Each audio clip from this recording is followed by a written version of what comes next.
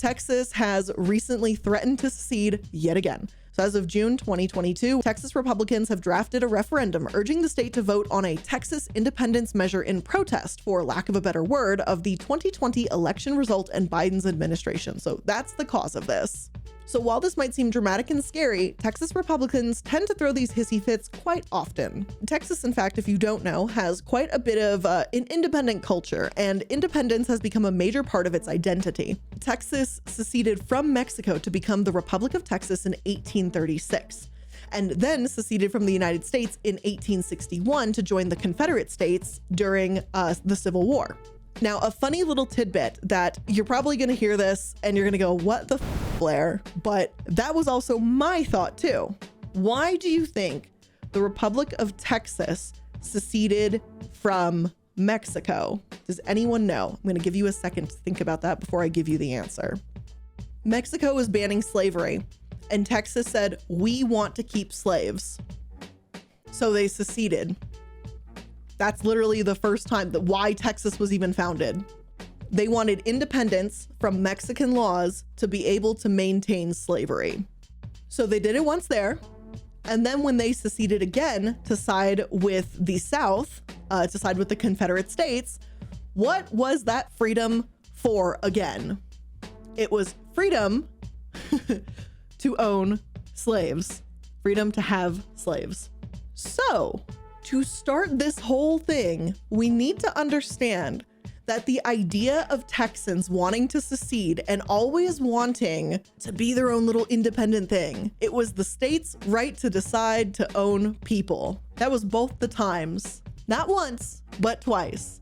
Knowing that that's where a lot of this supposed Texas independence and all of this, pride for Texas comes from, it's not very cute once you actually lay it out and you're like, oh, right, it was freedom for the states to decide. For the states to decide what exactly? Well, they don't want to finish that sentence because then it looks pretty bad. But essentially that's what happened.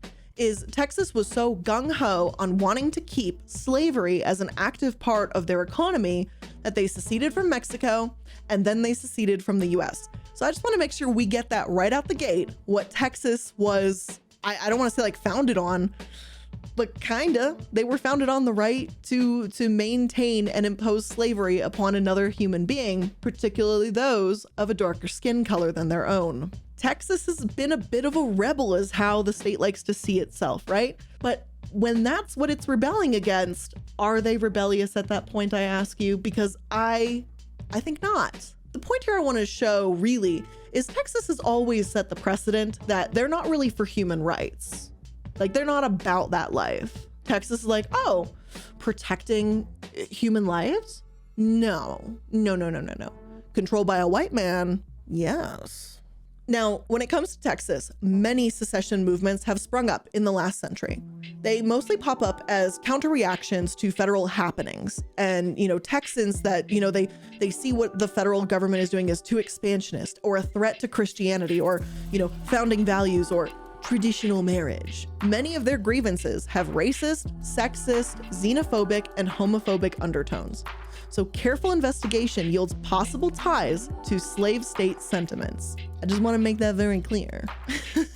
Texas and their little freedom pushes is really only if you are male, white, and Christian. If you don't have all three of those categories, you are not going to be the creme de la creme in that state in terms of your protections and your rights to actual freedom. Texas can't leave the US. Like they can't, because they use so much federal funding to run their state that if they leave, they would literally collapse in on themselves. So there's this popular idea that Texas is a Lone Star state, the once independent republic, and it could break away, right? And, they're saying a few years ago here, Governor Rick Perry hinted that, if Washington didn't stop, the independence might be an option, but they can't do it. So NPR goes, yeah, we're going to put his suggestion to the test, okay? Let's liberate Texas and see what the happens to them if this actually were to be a thing, right? I think that's a good hypothesis. Let's test it.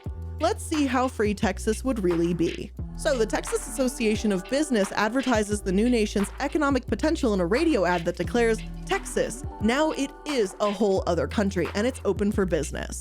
So they're saying, come on over, bring everything over, blah, blah, blah, blah, blah. What is the Republic of Texas charged with actually doing? It's charged with defense, with education, with a few things you have to do, and the rest is wide open, says Felicia, who is a high school drama teacher active in the Houston Tea Party movement. Liberty may look like chaos, she says, but to us, it's a lot of choices. Now, under statehood, the U.S. government has contributed 60% of all Texas aid to the poor. Not Texas itself, but the government, the U.S. government. In an independent republic, federal benefits like food stamps, free school lunches, and unemployment compensation would absolutely disappear. And they just kind of ignore that because, again, you got to remember the GOP only thinks about the people who make money. They don't give a absolute shit about anyone who is like middle class, lower class, absolute destitution, which I think's a bit to say the least. According to Kronberg, a modern sovereign nation requires more, not less government than a state would.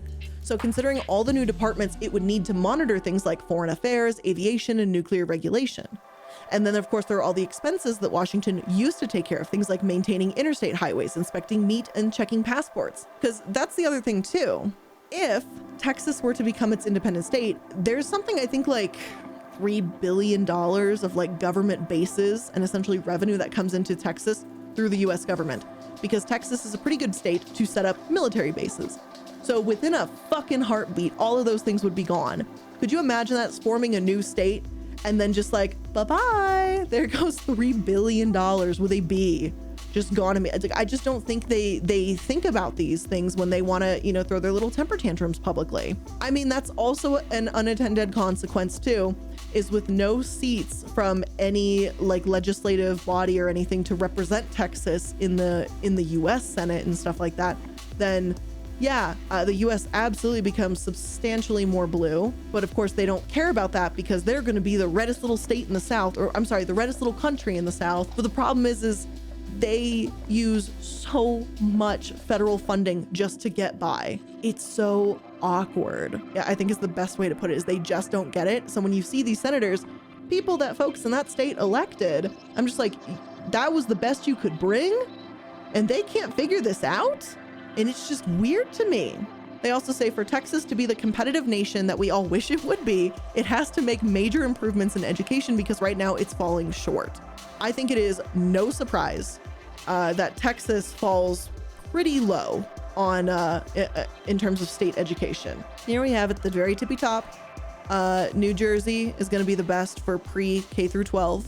Actually, which way should I sort? Let's sort by higher education. Colorado's number 5. Very cool. We love that. So for higher education, college and beyond, let's find where Texas is. These are your top states. We're going to just scroll a little bit. We're going to look for, oh, there's Texas, number 31 for higher ed, 34. So they're about in the middle-ish. Let's go to pre-K through 12. We're just going to keep scrolling again. Wait, where are they? And Texas is number 35. When you average it out over here, this number 34, that is the average standing. So the lower half of the 50 states with 31 and 35 respectively for their college level and K through 12. That's not great if we're going to be completely honest looking at the list. And not only is it not great, but it's quite horrific because right now that's just something that is added in terms of averaging into the US. But then for it to stand alone, it would rank significantly lower than most countries on the global stage, or what people like to call the developed countries, you know, meaning like China, South Korea, Japan, Europe, most likely. So here is the actual document. So this is the proposed platform. So according to this preamble, right, the gist of this is essentially that Texas Republicans think that America has strayed too far from its supposed founding principles, which oddly enough are going to include things like the traditional family, which again, if you actually look at the history of what a traditional family is, it's actually quite a modern construction in comparison to history. But that doesn't matter to them because the actual history doesn't matter here. It's whatever their, you know, crazed beliefs are for the moment. So it's also conflating right-wing religious values with constitutional values, which again would be a direct violation of the First Amendment, though we're not gonna, you know, fight back and forth on that all day. It also seeks to codify heterosexual marriage among a whole host of stupid shit. I just codify only the straights for marriage, which is just weird. It is just absolutely fucking weird. I want to just highlight two portions of this. So this is the Equal Rights Amendment. And this is going to be something from Texas that is going to take a lot of you guys back. So it says, we call upon the 88th Texas legislature to adopt a resolution clarifying that the 1972 ratification by the 62nd Texas legislature of the proposed Equal Rights Amendment to the United States Constitution was valid only through March 22nd, 1979. They're essentially trying to reverse civil liberties from folks in Texas who have had them for almost 50 years at this point.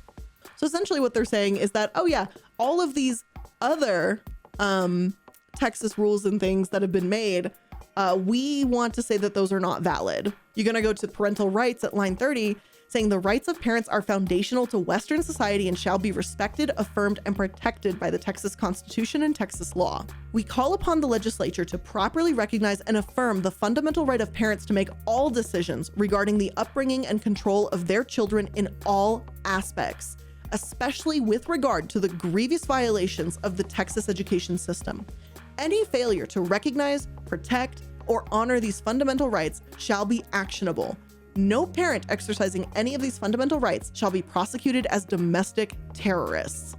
So, if you raise your child to be a QAnoner, if you believe your child does not have to be vaccinated and go to school, you can't be charged for essentially hurting other children or raising a fucking monster under the supposed Texas little freedom shenanigans they're pulling. Theoretically, if you were to take this to the absolute of fucking extremes, whatever you want to do with your child, they are your property as long as they are underage. So if you beat the living shit out of your kids, that is perfectly okay, according to this proposal. And now the last one that I wanted to point out is line 31, which is prayer, Bible, and 10 commandments in schools, because of course this would be in a little Texas bill, right? We support prayer, the Bible, and the 10 commandments being returned to our schools, courthouses, and other government buildings. Essentially, Texas has unequivocally stated that if they were to attempt to secede from the US, that the freedom of religion and state being separated is not a thing. Now granted, that's what the Supreme Court is also very interested in, and various other GOP and Republicans, but you can confirm that essentially here with Texas independently trying to, have their little temper tantrum, break free, and essentially go, no, we're gonna do it. We're gonna do what we want. We're bringing the Bible back, the 10 commandments everywhere. And I'm like, okay. I mean, it's kind of weird, but go off, babes. No. Texas can't legally secede from the US despite the popular myth, because that's the other thing. Inside our government's founding documents for the US, part of the rule, which I'm not too super surprised, it comes out of losing the fucking Civil War, is you don't get to leave the United States. So by leaving it, that would be, I think it's defined as treason, which means that is the absolute start of a war. And would Texas independently survive a war against the other 49 states? I'm gonna have to give a pretty confident no. Texas would not survive. Besides the logistics and the reality of the situation, let's play pretend with Texas, because that's like what they like to do. They like to play pretend. Let's help them play pretend and see what happens, shall we? The Texas State Republican Convention adopted a platform urging the legislature to put a referendum before the people of Texas in November 2023 to determine whether or not the state of Texas should reassert its status as an independent nation. Texas becoming its independent little nation state is because conservatives in the state are angry over the kind of policies coming from the federal government, because wow, I'm a big baby. I don't love it when things don't go my way. And if things don't go my way, I'm going to stomp my feet and put out paperwork that says I'm leaving. The code says they have a large economy, but they would have to find trade partners to effectively do business with, because most NATO countries would be throwing sanctions at an independent Texas all over. Absolutely. That's probably something else that's worth bringing up, is many countries have these sorts of trade treaties with each other. And so essentially the US could turn around very quickly and establish an embargo around Texas. And the US would essentially go, if you trade with Texas, you don't get to trade with us. So now you have the entire world globally that will not trade with Texas. And Texas doesn't have enough natural resources to actually take care of its people in terms of food and supplies and everything. And yeah, people want to go, oh, Texas has oil, but they didn't finish setting up their infrastructure to actually do that. And then even if they create all of the oil and go through the refineries and all of that, they can't sell their oil either because of the embargo the US and other countries would place upon them. So it's a lose-lose situation for Texas, but they still want to play these reindeer games because they just want to have a little bit of attention. It's the same thing as, like Kingy said, no, mom, I don't want to eat my carrots. And because they didn't want to eat their carrots for dinner tonight, they're throwing this temper tantrum saying, well, we're going to be an independent country. And I'm like, okay, you're going to be an independent country. I'm like, okay, you come on home in a couple hours where you're done having your temper tantrum. Oh, bye-bye. So that's pretty much what Texas is doing. I just find it funny all the same, to be honest. So Eric McDaniel, associate professor of the government at the University of Texas at Austin, told the Texas Tribune that the legality of seceding is problematic, which is, I think we've more than covered that sufficiently to say that's pretty correct. The Civil War played a very big role in establishing the power of the federal government and cementing that the federal government has the final say in these issues.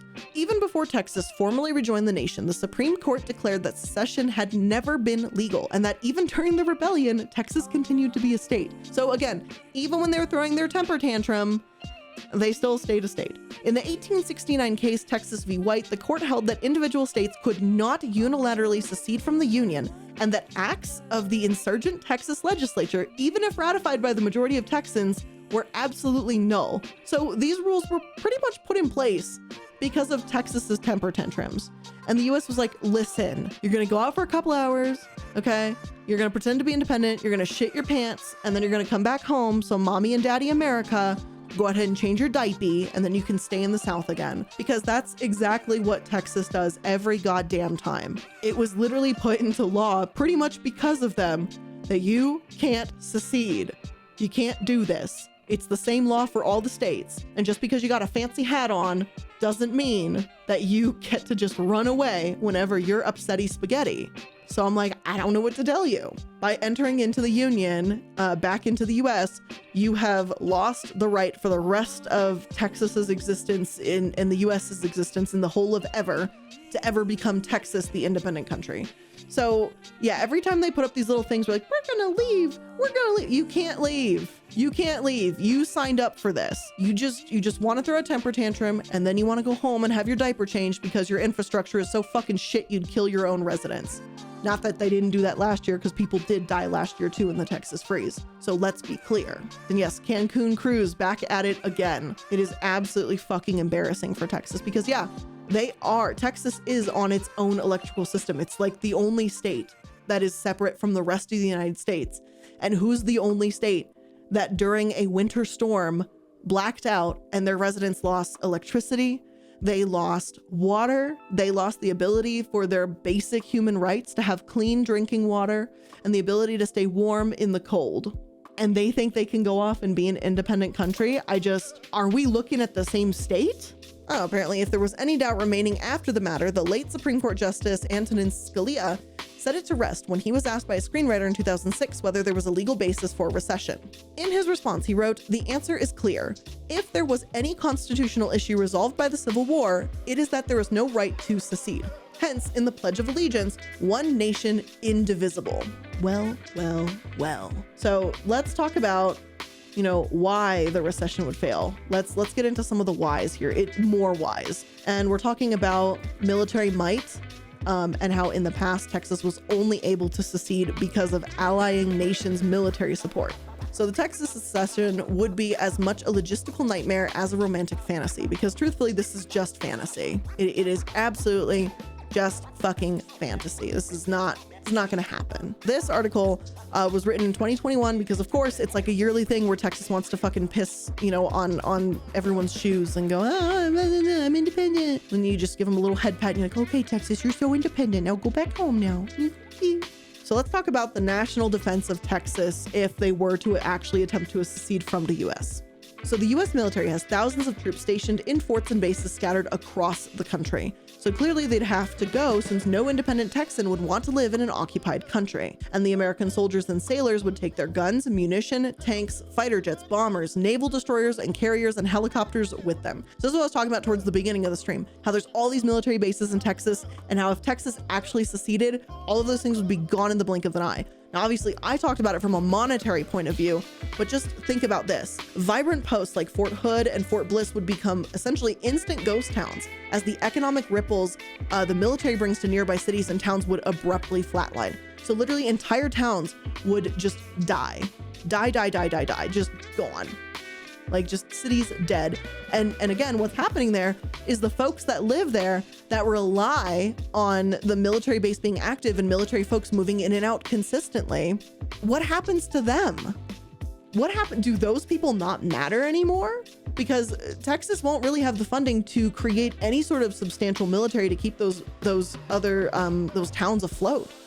So these bases, once they're closed down, these towns become ghost towns, like the article says. It's a really sad situation, because if you see what happens in ghost towns when towns essentially lose their funding, and we see it a lot, obviously, during the gold rush and the coal boom and stuff like that, is when they run out of that valuable resource, which in this case, we're talking about the continual presence of the American military being there, that the places die out, they become decrepit, they become old, and the only people that remain are going to be some of the older folks that are just destined that I was born here, I'm going to die here, and that's how this goes. And it's really a sad thing. And then you let nature reclaim those towns, those villages. It's sad.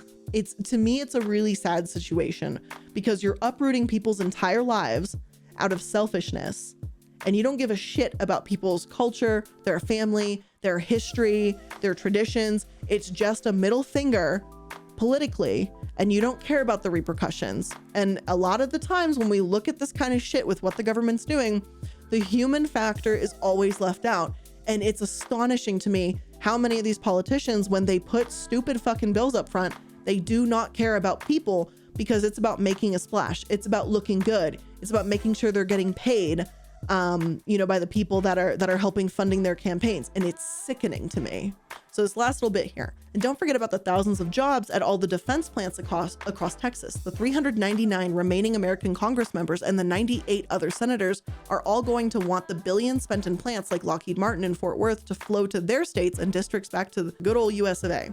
So essentially, all the money on contracts and stuff that are in Lockheed Martin, people would leave. They would close up their shops. They would leave Texas in favor of staying to have the ability to do business with the US and the US's allies. Texas doesn't think about this kind of stuff. When they put this stupid fucking information out, they're just like, no, everything will be fine.